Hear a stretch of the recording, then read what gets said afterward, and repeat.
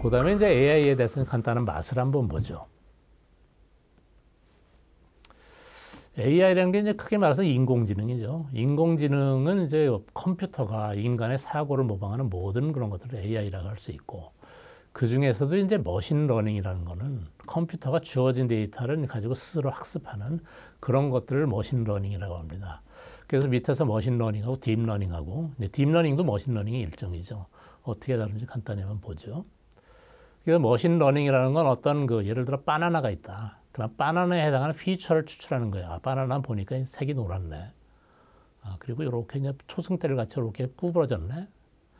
길이가 그리고 좀 돼야 30cm 되나? 그래요. 그래서 그런 피처를 추출해서 이걸 분석함으로 출력을 내는 이런 것들을 이제 머신러닝이라고 할 수 있습니다. 근데 딥러닝이라 그러면은 이거 이제 피처를 추출해서 레벨로 쭉 나눠요. 로우 레벨, 예를 들어 바나나 전체에 대한 큰 그림. 그 다음에 여기 예를 들어 각각 어떤 부위에는 어떻고, 끝에는 까만 점이 있네. 이쪽에는 이렇게 길다란 꼭지 비슷한 게 있네. 이런 식의 이제 여러 가지 스테이지로 나눠가지고 멀티 레벨로 합니다. 그래서 이거 한다 그러면 이게 레벨이 깊죠.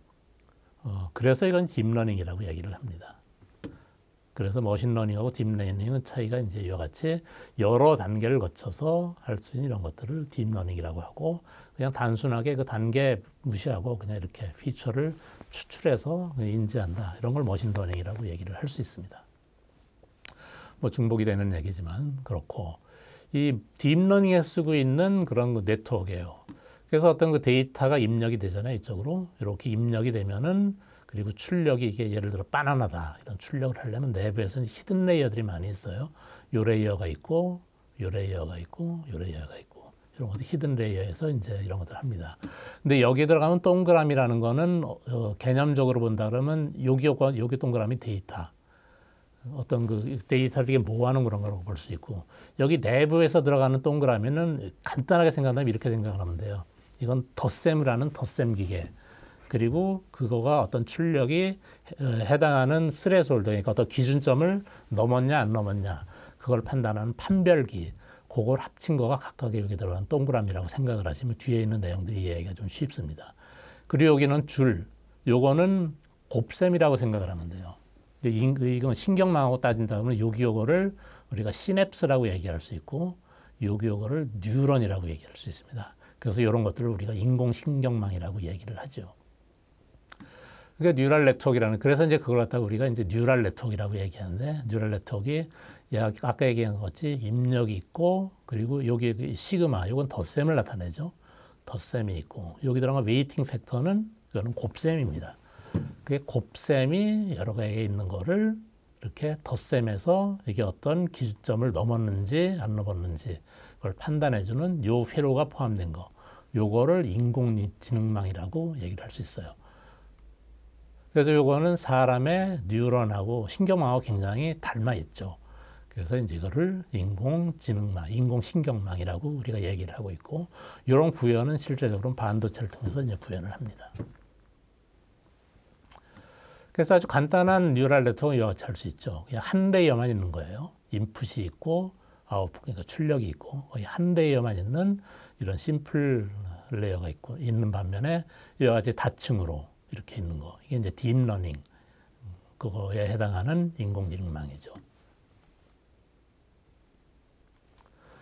그리고 이제 인공지능망에서도 이제 앞에 나왔던 건 간단하게 어떤 피드 포워드 방식, 그러니까 데이터가 흐르는 게 일방으로만 흐르죠. 여기서 보면 좌에서 우로 이렇게 흐르면서 출력에 이르도록 되어 있는데, 여기서 이와 같이 RNN 이런 거라든가 CNN 같은 거는, RNN 같은 건 특히 그 데이터가 한 방향으로만 흐르지 않고 그 과거에 했던 그런 그 데이터 처리했던 그런 데이터들이 피드백이 돼서 그걸 재사용을 하게 하는 그런 기능들을 많이 갖고 있습니다.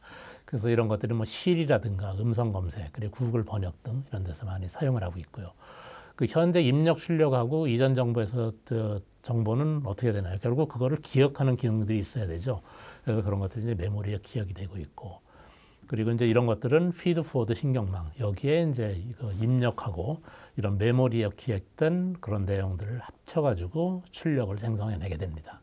그게 이제 RNN이라고 이야기할 수 있고, CNN이라는 거는 컨볼루셔널 뉴럴 네트워크라고 하는 건데, 이 최소 한 개 이상의 레이어에서 매트릭스 곱셈 대신에 컨볼루션이라는 그 프로세스를 사용해요. 이게 아마 여러분들이 뭐 대학교 가거나 이제 그러면은 뭐 과에 따라서 배우실 수도 있는데, 이건 그 영상 처리할 때 많이 쓰는, 영상 처리라든가 어떤 여러 가지 신호 처리를 할 때 많이 쓰는 그 수학적 기법입니다. 이게 어떤 거냐면은 등가적으로 본다면은 그 데이터를 필터링하는 그런 기능을 가진 그런 거예요. 그래서 영상 처리할 때는 컨볼루션이라는 걸 굉장히 많이 쓰고 있습니다.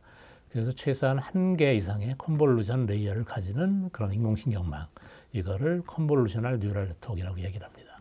그래서 이건 비주얼 데이터의 분석에 유용하게 쓰고, 그래서 컴퓨터 비전이라든가 그 어떤 영상 인식 이런 데 많이 활용을 하고 있어요.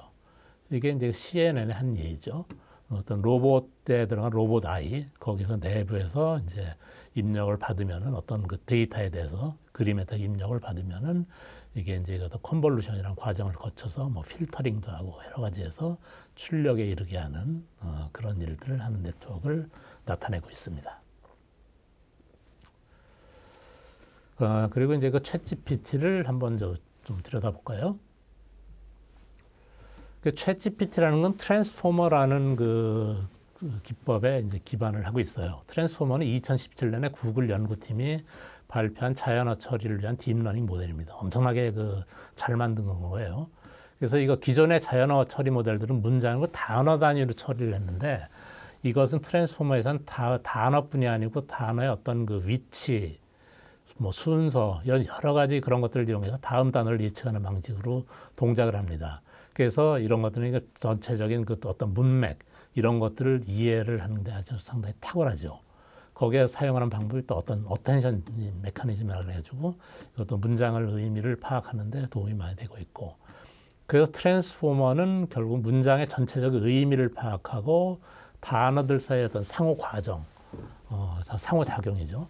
그런 것들을 고려해서 다음 단어를 예측하고, 또 예측한 단어들이 쭉 있던 거, 그거를 또 가지고 다시 피드백을 해서 그거를 이용해서 다음 단어들을 예측함으로써 이런 류의 생성, 그러니까 단어를 모은 어떤 문장 생성이라든가 이런 게 엄청나게 파워풀한 기능을 발휘하고 있습니다. 트랜스포머 모델을 이제 간단히 살펴본다 그러면 그 모든 생성형 AI는 이와 같이 인코더라는 파트가 있고 디코더라는 파트가 따로따로 있다고 이제 생각을 하시면 돼요. 인코더라는 건 입력된 데이터를 가지고 어떤 그 새로운 콘텐츠를 생성하기 위한 벡터, 그런 것들을 생성하는 게 인코더라고 할 수 있고, 그리고 그 벡터로부터 원하는 출력을 내는 과정을 디코더라고 얘기를 할 수 있습니다.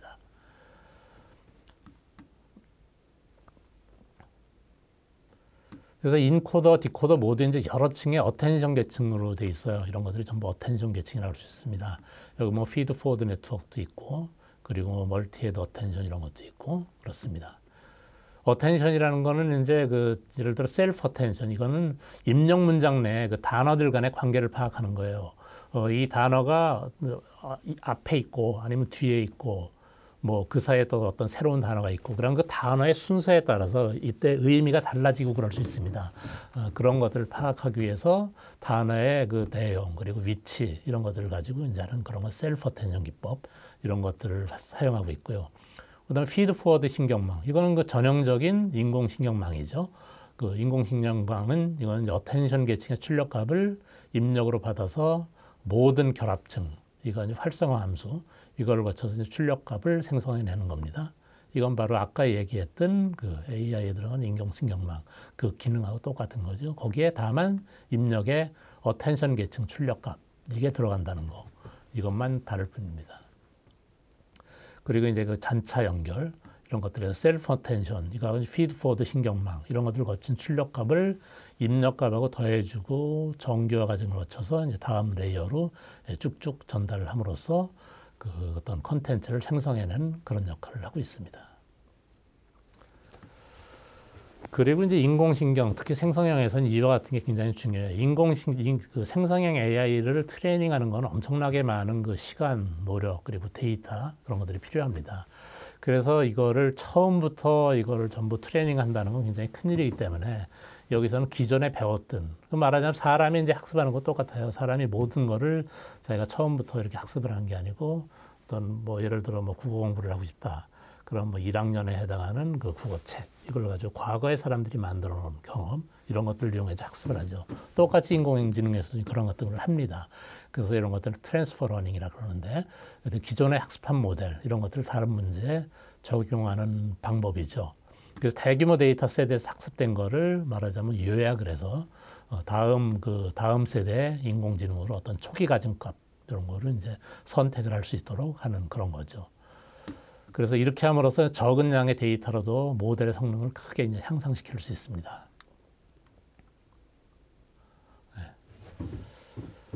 그래서 트랜스퍼 러닝하고 이제 그 기존의 트래디셔널한 그 머신러닝하고 다른 차이점이 뭔가 그럼 예를 들어 옛날에 과거의 그 머신러닝 이거에서는 어떤 한 가지 모델용의 그런 그 AI가 있어요. 그럼 그 AI는 데이터 세트부터 시작해서 끝까지 전부 그냥 지가 혼자 다 해야 합니다. 데이터 세트 모아서 트레이닝하고 알고리즘 옵티마이제이션 하고 이런 일들 모두 다 각각별로 해야 되는데 트랜스퍼 러닝에서는 데이터 세트를 하나 가지고 뭐를 하나 이제 인공지능을 만들었어요. 그럼 거기 나오는 어떤 지식이 쌓이는 거를 다음 세대한테 이렇게 전달을 계속 해줘요.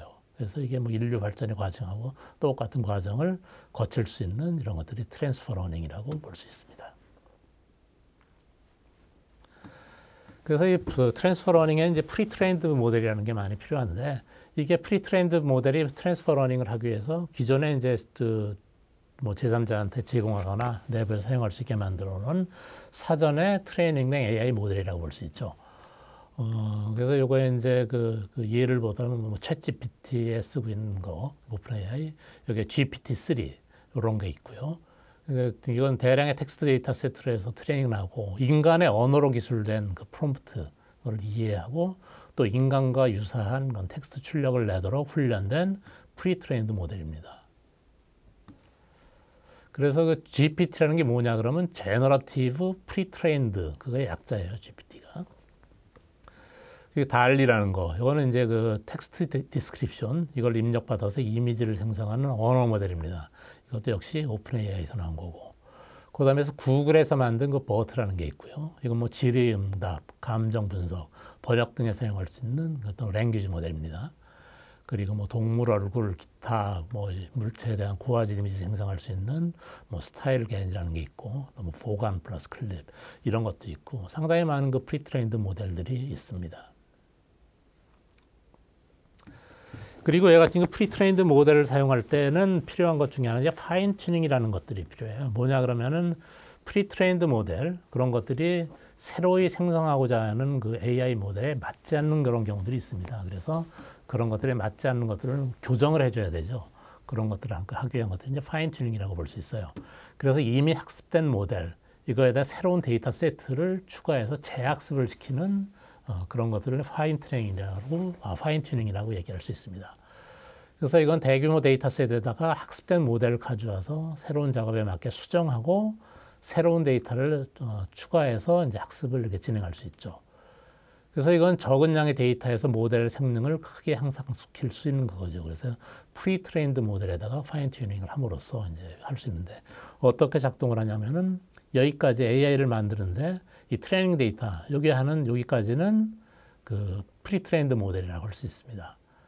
거기다 이제 파인 튜닝 단계를 이렇게 이제 거치는 레이어들을 추가함으로써 새로운 파인 튜닝된 모델을 만들어낼 수 있는 거예요. 그래서 이런 것들이 파인 튜닝이라고 얘기할 수 있습니다. AI를 제일 처음에 시작할 때는 그 언슈퍼바이즈드 러닝, 비지도 학습이라고 얘기하죠. 레이블이 없는 무지하게 많은 데이터 이런 것들을 학습하는 방법입니다. 그래서 그걸 학습해가지고 거기서 스스로 어떤 관계라든가 이런 것들을 패턴 이런 것들을 찾아내는 그런 데 사용하고 있습니다. 대표적으로 이제 군집화라고 이제 얘기를 할 수 있고요. 데이터를 서로 다른 그룹끼리 이제 분류하는 그런 방법들 이런 것들이 할 수 있죠. 그래서 유사한 데이터끼리 묶어가지고 패턴을 발견하고 뭐 더 이상치가 있으면 그런 거에 대한 데이터 찾기도 하고 이런 것들을 할 수 있는 군집화라고 볼 수 있고. 그리고 이런 것들은 파인 튜닝을 위한 데이터가 부족할 때 이런 걸 추가적인 데이터를 생성하는 데도 이제 사용할 수 있습니다. AI라는 건 기본적으로 빅데이터라는 거하고 불가분의 관계죠. 빅데이터라는 거가 이제 그 모든 분야에서 데이터를 모으기 때문에 데이터의 그 출처도 이제 그 뭐 불분명할 수도 있고 그게 신뢰성이 상당히 저하되는 그런 경향이 있죠. 그래서 데이터 신뢰성을 확보하는 게 굉장히 중요합니다. 그래서 이제 데이터 신뢰성 확보하기 위해서는 제일 처음에 중요한 게 이제 데이터의 출처 확인. 이게 그 믿을 만한 그런 사이트 아니면 믿을 만한 뭐 책, 믿을 만한 데이터, 믿을 만한 회사 이런 데서 나온 거냐 이런 걸 출처 확인. 그다음에 데이터 전처리 과정 이런 것들이 좀 더 필요할 수 있고요. 그렇지? 그리고 그거에 대해 상원의 교차 검증. 그리고 또 인간 평가자가 어떤 예를 들어 뭐 프로그램 같은 걸 하거나 어떤 뭐 리포트를 쓴다든가 그런 경우에 이거 보니까 이게 제대로 썼네 아니면 프로그램을 했는데 제대로 돌아가네 그런 것들을 판단해주는 인간 평가자 이게 중요하고요. 또 데이터의 그 표준화 이걸 통해서 데이터 품질을 향상시킬 필요도 있습니다. 그 이제 데이터 보안 이런 것도 이제 상당히 필요하죠. 그래서 이와 같은 그 여러 가지 데이터에 관한 그런 신뢰성 확보를 하기 위한 방안들이 필요합니다. 그 챗GPT가 나오고 나서 구글에서는 이제 그 바드라는 거를 발표했죠. 얼마 후에. 그래서 구글이 이제 챗GPT의 대항마로 이제 바드를 내는 건데 이것도 그 트랜스포머 기술 중에 하나인 게 람다라는 거. 요거를 기반으로 해서 만든 그 대화형 AI 서비스입니다. 챗GPT는 아시다시피 이제 구글의 트랜스포머 이걸 사용해 가지고 이제 했고요. 그 챗GPT하고 구글의 차이라고 이렇게 써놨는데 이게 뭐 사실은 뭐 거의 유사하다고 볼 수 있어요. 이건 이제 챗GPT는 오픈 AI 그런 사이트 아니면 요게 이제 브라우저의 어떤 플러그인 기능 같이도 이제 쓸 수 있습니다. 이제 그 구글의 바드는 이제 이와 같이 구글 사이트, 바드 사이트에서 이제 할 수 있고 그 외에 이제 뭐 여러 가지 뭐 테크니컬하게 이제 어떤 거에 기반됐는지 트랜스포머고 요거는 람다 기반이고 뭐 이런 식으로 다른 점이 이제 있는데 뭐 실질적으로 사용하는 방법에 있어서는 거의 비슷하다고 볼 수 있어요. 그래서 한번 이런 일을 시켜봤어요. 얘가 이제 시를 한번 써보라 그랬습니다. 챗GPT하고 바드한테. 뭐 서해안 일출을 보고 한번 시를 한번 써봐. 챗GPT 시켰더니 이렇게 이제 줄거니 시를 한번 써놨어요. 이렇게 바드한테도 했더니 바드도 이제 그 시를 하나 써놨습니다. 뭐 읽어보면 뭐 시 비슷하네 뭐 이런 정도. 아니면 뭐 시하고 뭐 수필이라든가 뭐 산문하고 중간이네 뭐 그런 정도 느낌도 가진 그런 시를 이렇게 써놨습니다. 그 GPT의 진화 과정을 보면요. 2018년에 그 GPT-1이 나왔는데 이 GPT-1이 나온 거는 이제 그때 파라미터가 1.17억 개 파라미터라고 돼 있다 그래요. 그래서 이건 텍스트 생성이라든가 뭐 기계 번역, 텍스트 분류 이런 거 다양한 자연어 처리 이런 테스트에서 이제 좋은 성능을 발휘했다 그래요. 여기서 얘기한 파라미터라는 거는 그 인공지능망에서 얘기했던 그 곱셈 있죠. 곱셈을 해주는 그 링크 이거를 파라미터라고 얘기할 수 있습니다. 그래서 곱셈 링크가 1.17억 개가 들어간 거가 이제 GPT-1 그렇게 볼 수 있고요. 그다음에 GPT-2는 한층 발전됐죠. 15억 개의 파라미터를 가지고 이제 했다 그럽니다. 그래서 이거보다 상당히 높은 성능을 보여주고 자연어 생성 태스크에서는 인간 수준의 성능을 냈다 그럽니다. 그 GPT-3는 이제 여기서 뭐 거의 뭐 100배, 한 100배 훨씬 넘게 파라미터를 늘렸죠. 1750개 파라미터를 이제 써가지고 아주 놀라울 만큼 다양한 언어 관련 태스크를 수행할 수 있어요. 그래서 자연어 이해 분야에서는 뭐 이전 최고 성능 이거를 훨씬 뛰어넘고 그렇습니다. GPT 3.5는 GPT-3에 기반해서 이제 파라미터 개수를 줄였어요. 말하자면 이걸 이제 프리트레인드 모델을 사용해가지고 뭐 파인 튜닝도 거치고 그러면서 이제 파라미터를 줄여서 훨씬 작은 컴퓨터 시스템에서도 운영할 수 있게 이렇게 만든 겁니다. 그러면 성능 향상도 했고요. 챗GPT 응용 분야에 아직 굉장히 다양하죠. 일단 저는 이제 뭐 전자공학을 하고 이제 뭐 프로그램 같은 것도 많이 하거든요. 이게 어떤 그 코딩, 프로그램을 짜고 그러는데 아주 굉장히 편리합니다. 그리고 어떤 뭐 프로덕트 디스크립션, 뭐 상품 설명이라든가 블로그 포스터, 이메일, 뭐 어떤 뭐 이런 여러 가지 그 문서 같은 거 만들고 그런 데 좋고요. 그래서 굉장히 많은 일들은 거의 뭐 못하는 일이 거의 없다고 이제 생각할 수 있어요. GPT 3.5는 텍스트로 해서 하는 거는 못하는 게 거의 없다. 그렇게 이제 이해를 하면 되겠고요.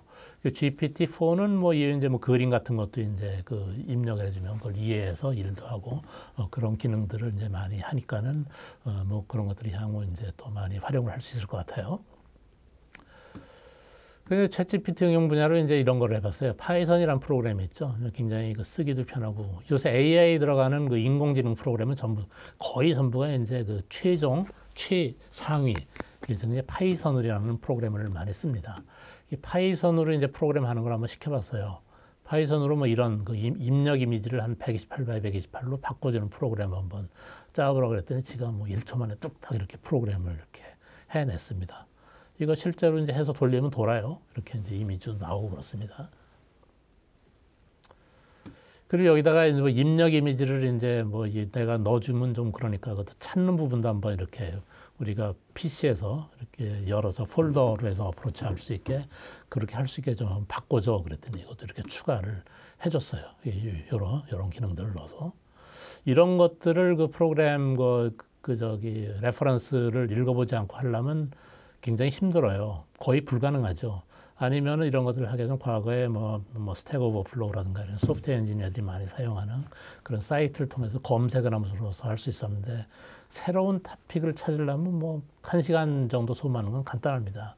근데 물어보면 얘가 뭐 그냥 수천 만에 딱 해주니까 프로그램 하는 그런 속도가 무지하게 빨라질 수 있어요. 그리고 문제는 또 대부분이 제대로 돈다는 거. 그런 게 이제 중요한 거고요. 그리고 여기 이제 새로운 이미지 파일의 경로 이해를 만들어줘 그랬더니 또 이렇게 해서 또 만들어 줍니다. 그리고 이제 여기다가 뭐 어떤 그 새로 웹사이트 만들고 할 때 그 플랫폼을 만들 때 쓰는 그런 스페셜한 라이브러리들이 있는데 이것들을 이용해서 이제 하는 것들을 한번 시켜봤더니 이런 굉장히 전문적인 내용인데 뭐 그런 것들을 이렇게 뚝딱 해냅니다. 이게 돌아요, 다들. 이거 공부하고 짜려면 최소한 몇 주는 써야 되는데 이게 참 놀랄만하죠. 그리고 앞에 있는 프로그램에서 그 썸네일 그런 가장자리를 이제 둥글리게 이제 썸네일이 보통 보면 뭐 모바일 폰 같은 경우는 가장자리가 동그랗게 굴러가 있잖아요. 근데 처음에 만들 때는 이렇게 128을 봐요. 128 이런 스퀘어로 만드니까 보기 싫어서 둥글리는 거를 한번 만들어줘 그랬더니 만들어 줬는데 이건 좀 거짓말을 좀 하더라고요. 요 그대로 해서 돌리면 안 돕니다. 여기선가 어디 없는 거를 이제 지가 그 생성을 하면서 이제 그 말하자면 AI 이게 환각이라는 거죠. 그런 것들을 여기서 이제 한번 내줍니다. 이런 것들을 이제 사람이 봐가지고 이제 파인 튜닝도 해주고 그럴 필요가 있는 거죠. 이제 이런 것들이 경험이 계속 쌓이고 그러면 이제 AI도 이런 환각 현상들을 많이 줄임으로써 이제 그 좀 더 성능이 향상되고 그러겠죠. 바로 나오네요. AI 환각이라는 거죠. 그럴듯하게 들릴 수는 있지만 실제로는 올바르지 않거나 주어진 컨텍스트와 관계없는 그런 출력을 생성해내는 겁니다. 아까 말한 이런 것들이 이제 지가 상상을 해가지고 만드는 환각 현상이죠. 그런 것들을 하려면 이제 뭐 어떤 개선된 교육 데이터가 필요하고 또 뭐 그 적대적인 시나리오 그런 것들을 이용해가지고 환각을 이제 자꾸 일으키도록 만들어서 그런 것들을 막는 방법들을 찾아내고 이제 그러는 거죠. 그런 여러 가지 이제 환각을 대비한 그런 것들이 필요합니다. 최종적으로는 인간 검토자 이게 통합해서 AI 시스템의 출력을 검증하고 이런 과정도 필요합니다. 그래서 AI 환각에 대해서 AI가 뜸으로써 가장 혜택을 많이 보는 게 이제 회사가 엔비디아죠. 엔비디아가 이제 그 GPU를 만드는 회사인데 과거에는 이게 이제 게임기에 주로 많이 쓰이다가 AI에 많이 쓰게 됨으로써 엄청나게 이제 회사도 성장하고 그렇게 됐죠. 그래서 여기서는 이 환각을 대응하기 위해서 니모 가드레일 그런 소프트웨어를 오픈 소스로 공개를 했습니다. 그리고 미국의 이제 뭐 소비자금융보호부, 법무부 이런 데서도 이제 여러 가지 규제기관의 공동 성명 이런 것들을 해서 이 편향된 그런 것들에 대해서 인간의 피해를 방지하기 위한 노력들을 많이 하고 있어요. 그리고 뭐 며칠 전에 신문에도 좀 났었죠. 그래서 AI에 관련된 어떤 뭐 헌법에 해당하는 그런 것들도 만드는 그런 움직임들이 뭐 유럽이라든가 이런 데서 이제 일어나고 있고요.